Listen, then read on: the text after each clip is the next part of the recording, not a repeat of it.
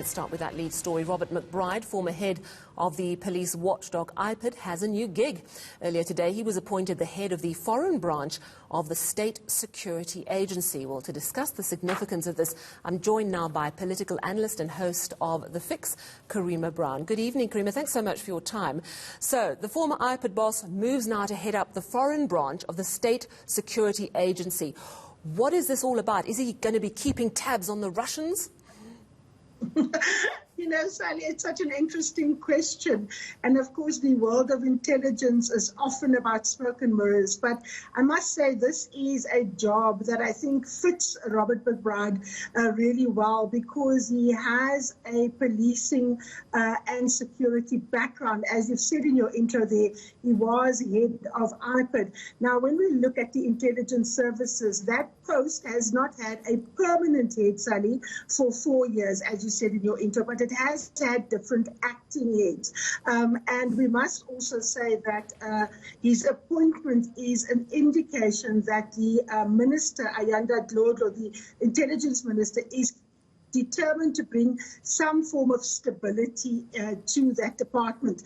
And if one looks at the previous people who have occupied that position, they haven't lasted very long.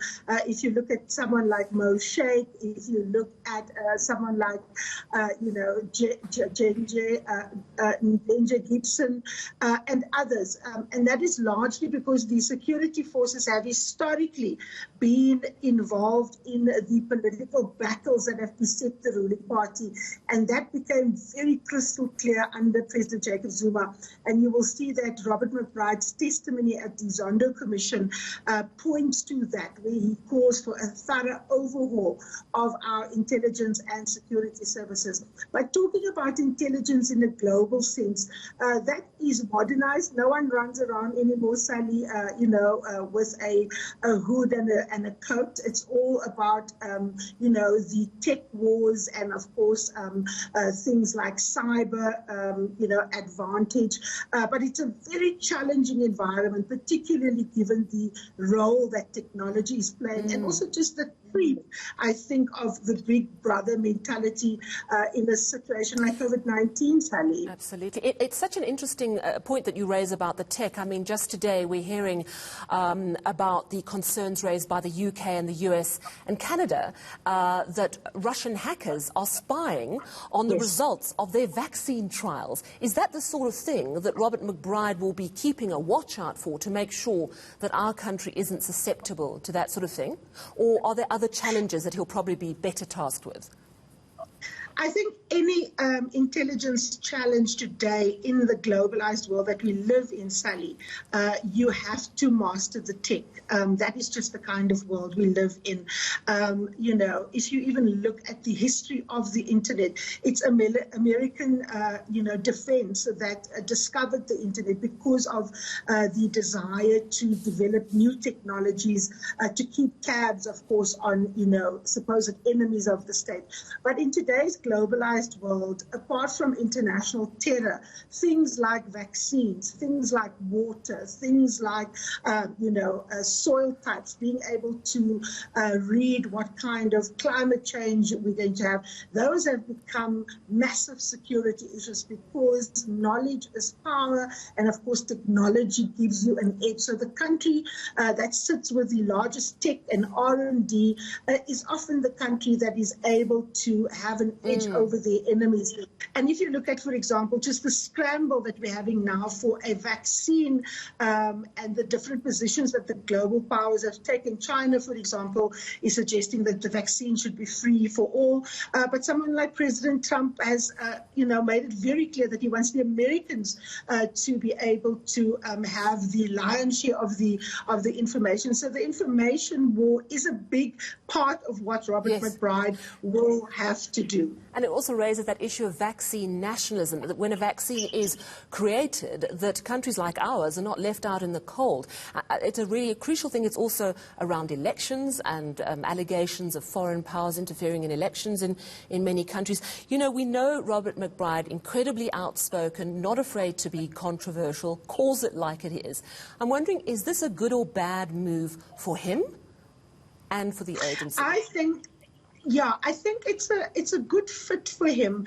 Robert has actually been involved in quite a lot of diplomacy at the African Union, but also in the post that he was in. He was in a very strategic post in the Department of, Public Administration. So, for example, let me take you into the world that Robert, inhabited in the last few months since he left IPID.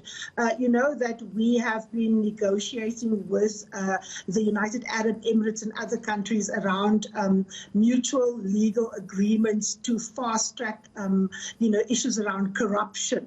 And a lot of departments have, in fact, been part of that discussions, including the Department of Justice. Robert McBride was the point person for the Department of Public Administration when people like the Special Independent Directorate of Hermione Cronje and also the NPA of Shamila Batoy were involved in very delicate conversations to try and fast track, agreements between countries so that we can get to people that might be on foreign soil. So he has international experience. He certainly has diplomacy experience.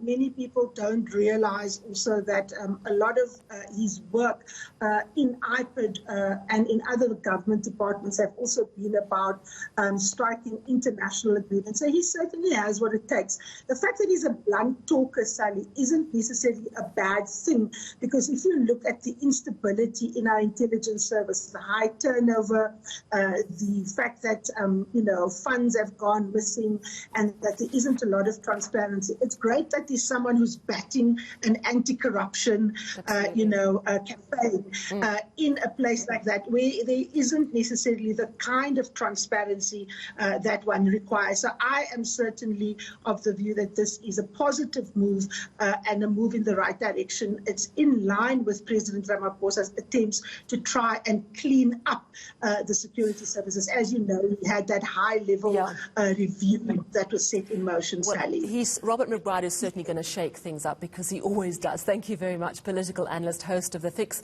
Karima Brown, commenting on the appointment. News just coming in this afternoon. Robert McBride is going to head up the foreign branch of the State Security Agency. It's a position that's been vacant for 4 years.